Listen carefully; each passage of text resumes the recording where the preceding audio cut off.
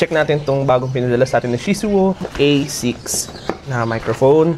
And upon opening the box, Shisuo, ito yung microphone itself. And check natin. Wow! Napaganda ng microphone case niya. Ganda ng color white. And check natin yung ibang inclusions niya. Okay, may extra receiver na Type-C, USB-A to USB-C charging cable, dead cat, pwede natin gamitin kapag mahangin. So, dalawang dead cat yon. Magnetic clip na nilalagay natin sa pinaka-microphone. And lastly, yung USB OTG, USB-A to USB-C para makonect natin siya sa laptop or sa PC. Ito na rin yung kanyang user manual kung paano natin gagamitin itong microphone na to. So ito na lahat yung kasama sa package niya. So let's check naman itong pinaka-microphone itself. So dalawa na yung receiver niya. Meron siyang pang Type-C and meron siyang pang Lightning. So pwede natin ilagay yan dito. Ito yung microphone niya. Ganito siya kalaki. Yan. Ito yung pinaka-microphone ng Shisuo.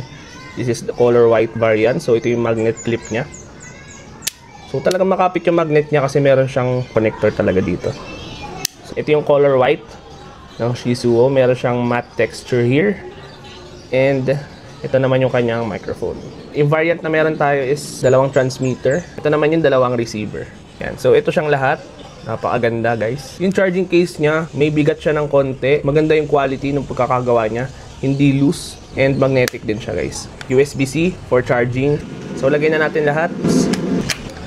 Mag sound check naman tayo. Gamitin natin itong lightning connector. Try na natin itong Shisuo microphone. So this is the sound quality of this Shisuo microphone. And kapag pinress natin itong isa, yan, it will remove the noise cancelling effect.